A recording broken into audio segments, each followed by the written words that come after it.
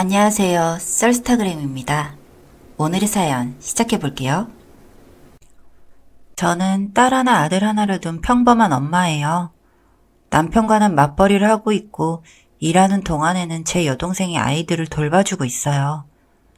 여동생은 유교과를 나왔는데 제가 연년생 아이를 출산하고 육아휴직이 끝나는 타이밍에 동생이 다니던 어린이집에서 퇴사를 해서 제가 용돈 개념으로 남편과 합의하에 월 100 전후의 금액을 주고 아이들을 돌봐주고 있어요. 보통은 월에 130 정도는 가져가는 것 같아요. 동생이 시험을 준비하면 아이들을 돌봐주는 거라 본인 공부도 하고 아이들 놀아도 주고 그렇게 하고 있어요.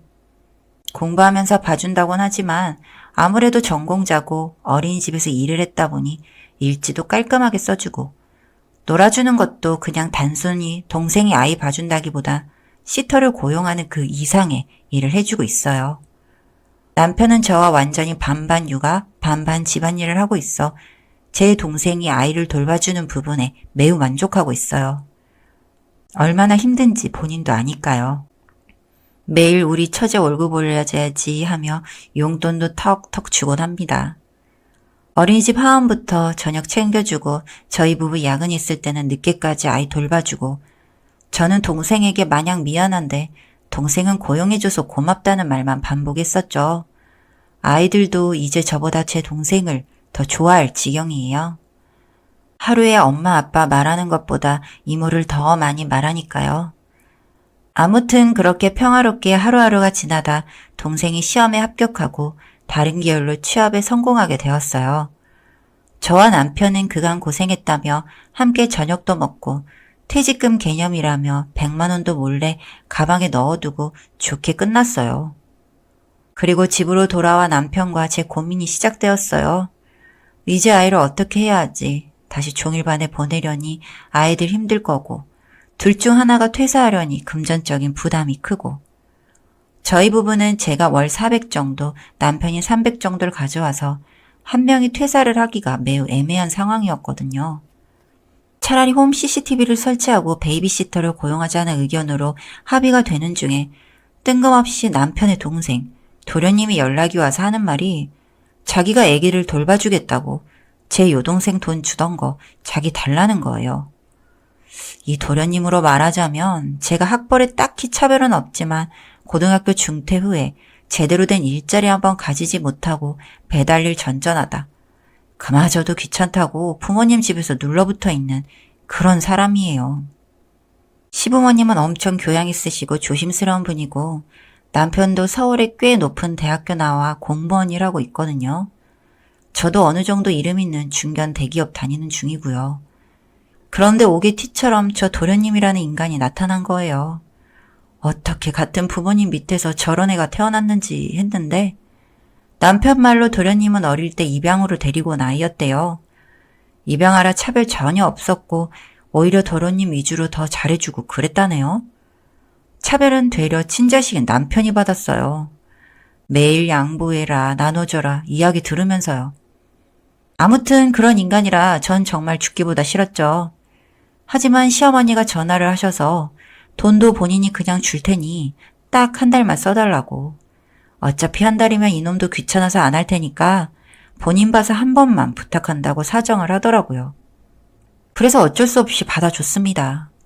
노랗게 물들인 머리에 온 팔과 다리에 문신, 아이들에게 좋은 영향이 될 리가 없다고 확신하면서도 한 달이니까 그 이후로는 제대로 된 베이비시터 구하면 되지 하고 남편과 서로 참자고 다짐했어요.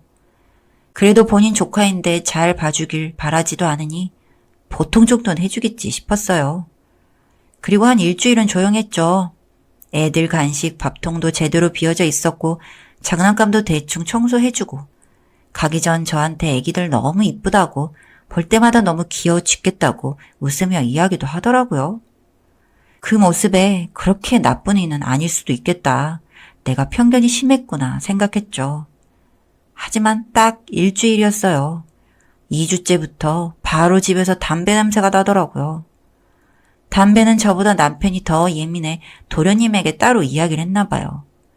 본인은 아니라고 끝까지 억울하다 이야기해서 일단 알겠다고 했는데 남편은 봐온 모습이 있으니 영 믿음직하지가 않다고 홈 CCTV 그냥 설치하자고 제게 이야기하더라고요. 저도 동의했어요.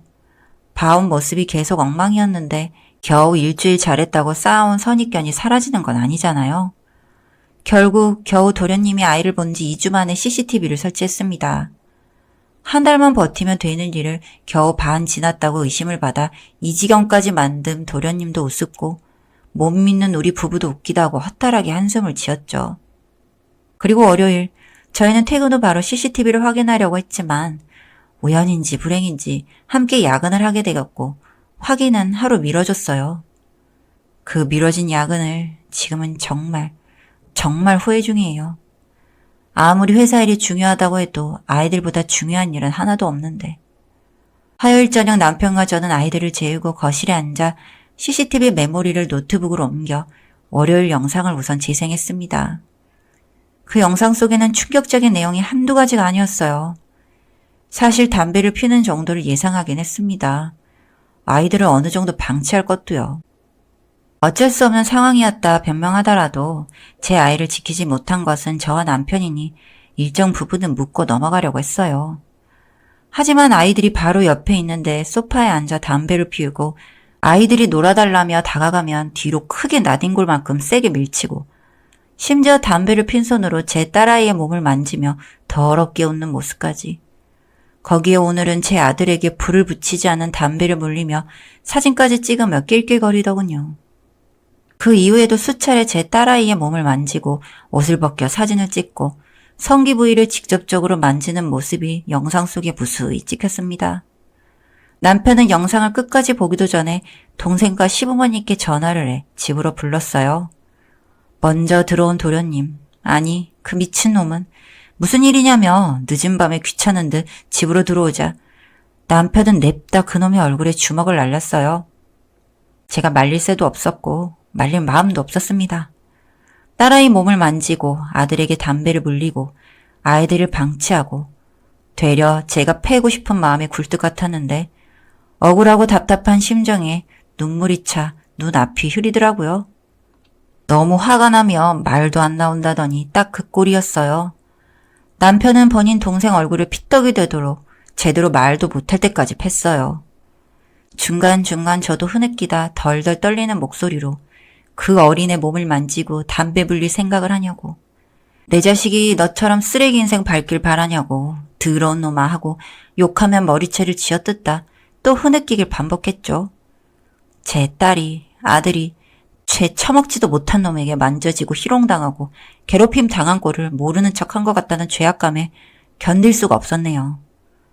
뒤늦게 들어오신 시부모님, 남편을 말렸습니다. 무슨 일이냐며 남편을 책망하시는 듯한 시부모님 말씀에 저는 눈물을 눌러 참고 CCTV 녹화 동영상을 틀어 보여드렸어요.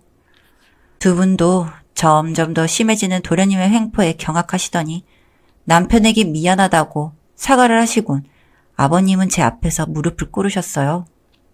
그 와중에도 그 정신 나간 도련님이란 놈은 정신을 못 차리고 씨발씨발 거리더군요. 저희 남편, 저와 만난 이후로는 단 한 번도 담배는 입에도 안 문 사람인데 그놈 주머니를 뒤져 담배를 찾은 뒤 한 번 물어 빨고는 이마에 담배방울 놓고 그 새끼를 집에서 쫓아냈어요.